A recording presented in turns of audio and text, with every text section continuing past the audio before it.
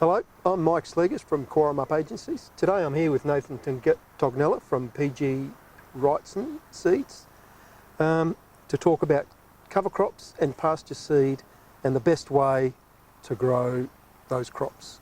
Welcome, Nathan. Thanks for having me, Mike. No, pleasure. Now, first thing we'll talk about is the best preparation for establishment of cover crops. Sure.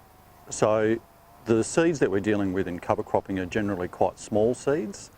So the more effort you can put into seed bed preparation so that you can get your seed in the ground at the right depth and have good soil contact on the seed will help you to establish better plant numbers per square metre, hence better density and achieve the outcomes that you're looking for. So if you have, in this case, we're obviously in a vineyard, mid-row, and generally speaking, mid-rows are generally quite flat, so you don't need to cultivate them too heavily to flatten them out. But you do want, you know, a fairly even surface with a lightly cultivated, preferably, or disturbed soil profile that you can drill into and then place the seed at the correct depth and get that soil contact onto the seed. If you end up with seed being planted too deep, it has to obviously punch up further and you can lose plant density. And likewise, if you end up with seed not in the soil, sitting on the top, some of that won't germinate. Okay, so that's just because it's not covered by the soil? Or Yeah, it just correct, dries out, that's right, yeah. Okay. And certain things, like if you do have the ability to have access to a drill that has press wheels on the back, or even a small roller that comes along behind so that the pushes seeder, it back into the seed. it makes a huge difference. So ground contact with the seed. It does, yeah, Okay. it makes a massive difference. So the more effort that you can put into preparing your seed bed up front will ultimately lead to a better establishment. So direct drill, if you wanted to do that conventionally or organically, Yes. the best approach would be to spray it out and then seed into it? Yes. Yeah. Yes, correct, yes. And I suppose if you're looking to do that in an organic system where you might have, you know, and especially in a year like this where we've had an early break and we've had good soil temperature and it's been warm and you have a lot of weeds pop up, you know, a good way to combat that is just to come through and to cultivate lightly. You know, you can knock a lot of those weeds out with cultivation and then come through after that and drill in, yes. The importance of adding fertiliser at seeding, is that an important part, or you can do it before or after? You can or do is it best down the tube? It's best to do it down the tube, Mike. Okay. So, you know, having good phosphate levels, whether you've naturally got them in your soil or whether you need to add some, is really, really important for germination, not for germination, but for establishment of those young seedling plants. And that's applicable to cereal plants, brassica plants, all your legume plants and grasses. So, and then after that, if you're looking, depending on your system, like if you're going to be grazing with sheep through a vineyard or even mechanically coming through and mulching or chopping or rolling or whatever it is that you're doing, every tonne of dry matter that you grow is removing nutrients from the soil. So that needs to be replaced in some way. So you are going to get some, well, with a legume-based cover crop, you get quite a lot of benefit with that plant setting nitrogen and biomass going back into the soil. But if you are coming through and removing a lot of that with, say, with sheep, then you would need to think about subsequent fertiliser applications. You know, maybe one in winter and one coming into spring even, to replace what you're removing from the cover crop. That's right.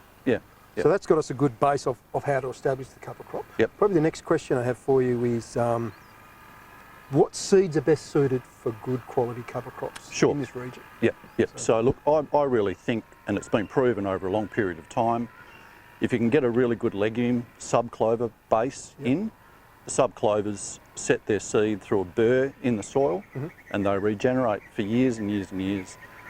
And once you introduce a good subclover into your mid-row, the plant never changes. The seed that plant sets will always be the same. So if you put in a variety like, say, Bindoon subclover, and you let that plant regenerate, in 20 years' time you will still have bin doom. Okay. There's no genetic drift that away happens from in it. subclover. Yep. Clovers, you know, put nitrogen back into our system. They're a prostate sort of plant, so they can spread out and help to, you know, stay on top of weed burdens. If you are running livestock through, they're highly palatable to stock. Yep. So I'm a big fan of having, you know, a few different legumes in the system, and then it's really important to have a grass of some description in there. Yep. So whether that's an annual ryegrass or a perennial ryegrass, a rye corn, or even an oat, or a mixture of all of that is fine. But grass ultimately grows much better through the autumn and winter months. Clovers tend to hit their straps in the spring. Okay, so you're filling up the gaps. You're filling the gap, sips, that's right. The other thing that grasses do in mixes is they give architecture to the mix, so they give everything else structure. So if you look at where we're standing at the moment, we've got a whole mix of different things in here, including peas. So if you didn't have a cereal component in this mix, the peas just sort of fall over. Yep, and they don't perform at their best. No, that's right, yeah. So, you know, if you've got something that the pea can grab onto and climb up a little bit, it's a much better result. There's also a bit of a brassica type thing in here to help break the soil up. So I think having a diverse mixture of species mid-row is fantastic. Yep. As long as we're matching those species together a bit. So to give you an example, if we were to put in a heavy rate of a cereal, which is an aggressive growing plant through the autumn and winter months as an annual plant, and we were to stick in a lesser percentage of a perennial type species, like a perennial ryegrass or a fescue or something like that, those perennial species will generally get out-competed. Yeah, because they're just getting shaded out and so there's too much growth going on. Too much growth, and you'll never see them. So it's about matching, you know, if you're going to put a whole host of things in, it's about matching the growth rates of them so that they're relatively similar, so you can achieve your results. Okay. So, yeah. Great. Fantastic. Yeah. Okay. Probably the next one now is if you could tell us a little bit of a story about how you breed and grow your seeds and then they get delivered to Western Australia. Sure. Most of them are not grown in Western Australia? No, there's not a lot of seed production in Western Australia. Predominantly, most of the seed production is done in Tasmania and the eastern seaboard of Australia. Most of the clovers and the peas and the cereals are grown in South Australia. Yep. And that's just a historical thing. Those family farms have been doing it for generations. They have the equipment. Yep. And the paddocks that they grow certified seed crops in are really clean paddocks. Yep. So they generally come in. Historically been growing those seeds on them. That's right. So, you know, a sub-clover paddock will go back into that same sub-clover year after year, or they come in on the back of something like a potato crop. So there's no other clovers within that paddock. Going into a clean paddock. For us to supply you with a certified crop, it has to be true to type.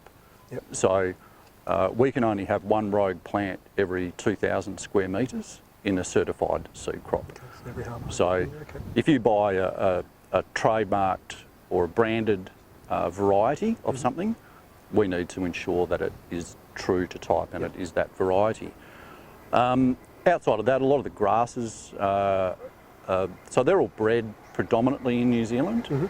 There is some, there's some breeding done in Australia. And they're all bred ultimately in forage systems for dairy cows and sheep and beef cattle. Yep. So what we're trying to do within our breeding programs is grow plants that tiller out and spread, but produce a lot of dry matter and are palatable. So you translate that into a vineyard, it's fine. Yep. There's nothing nasty about any of the breeding. There's no genetic modification in any of it. It's all clean seed. It's just breeding and cross-pollinating and creating new varieties from a gene pool of material that we collect from all over the world. Fantastic. So one of the challenges we have in Western Australia, and it's something that I'm incredibly supportive of, is our quarantine system. So Legumes and clovers, as an example, we can't have any soil present on the seed that we import into Western Australia because of some of the diseases that are present in soils elsewhere in the world. So with organic systems in vineyards where we're looking to provide people with bare or untreated seeds, you know, that's challenging sometimes, because when subclover and a lot of legumes are harvested in a seed production system, they're actually dug up out of the ground. So there's a lot of soil. So processing of that becomes a little bit challenging. So whereas all the other species that we look at, you know, the brassica types and the grasses, or your aerial flowering clovers. So it's an aerial seed. It's an aerial seeder. Easier to harvest. And that's right. Generally a lot cleaner. Contamination of soil is that's very right. low. That's right. Yes, yes. And you know, one of our big mantras as a research-based seed company is to ensure that we have no weeds in our seeds. So, you know, I pretty much check every line of seed before it leaves anywhere to come through quarantine to make sure we're not bringing in anything that we don't want to see in the paddock at the end of the day.